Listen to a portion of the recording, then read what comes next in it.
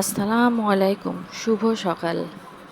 আমি বাবার বাসায় আসার পর থেকে সকালবেলা সারপ্রাইজ হয়ে যাচ্ছি যে প্রতিদিন সকালে এত সুন্দর সুন্দর নাস্তা আমার ভাই কালকে বানিয়েছে লুচি, আর আজকে রান্নাঘরে এসে দেখি আমার বোন বানাচ্ছে আলুর পরোটা।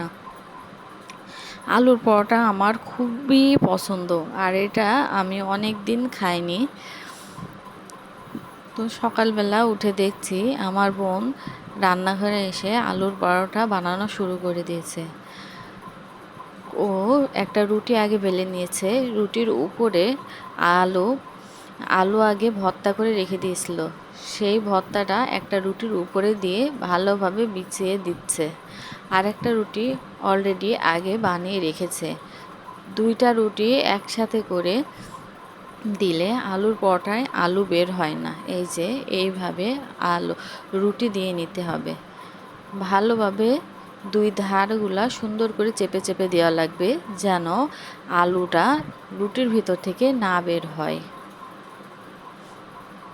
যে ভালোভাবে ধারগুলা দিয়ে দিচ্ছে।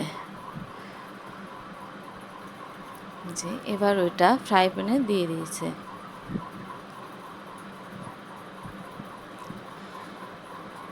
আমি আপনাদের সাথে নতুন জয়েন করেছি, এজন্য আমার কথায় কিংবা কোনো সাউন্ডে একটু সমস্যা হতে পারে, এই জন্য আমি দুঃখিত।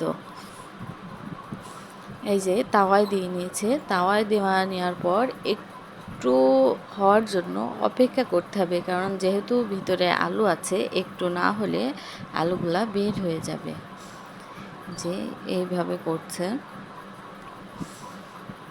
আমার ছোট বোন বলছে কালকে তোমাকে ভাইয়া খাইয়েছে, আজকে আমি খাওয়াবো।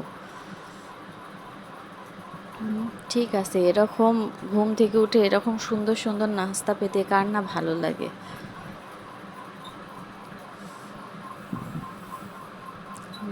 এরকম করে ভালোভাবে চারদিক নাড়াচাড়া করে ছেঁকে নিচ্ছে, না হলে আবার কাঁচা থাকবে, কাঁচা থাকলে ভালো লাগে না।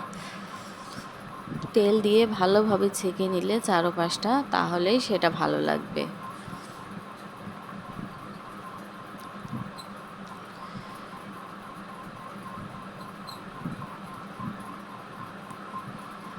আর এই ভর্তা যখন বানিয়েছে তখন তো আমি ঘুমাইছিলাম, সেটা আপনাদেরকে দেখানো হয়নি, সেই জন্য আমি এখন বলে দিচ্ছি। ভর্তাতে পেঁয়াজ, কাঁচামরিচ, সামান্য একটু শুকনা মরিচ, ধনিয়া পাতা আগে ভালোভাবে কড়াইয়ে ভেজে নিয়েছিল। ভেজে নেওয়ার পর তার মধ্যে লবণ দিয়ে ওগুলা দিয়ে আলু দিয়ে ভর্তা করে তারপরে দিয়েছে। এই যে এখন পরোটা উল্টিয়ে নাড়াচাড়া করছে, এক পাশটা ভালোভাবে হয়ে গেছে, আর এক পাশটা হওয়ার জন্য। যে আমাদের পরোটা রেডি, দুই পাশই ভালোভাবে হয়ে গেছে।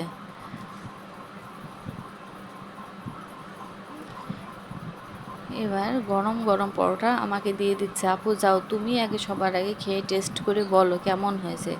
তো দেখতে কেমন লাগছে। আল্লাহ।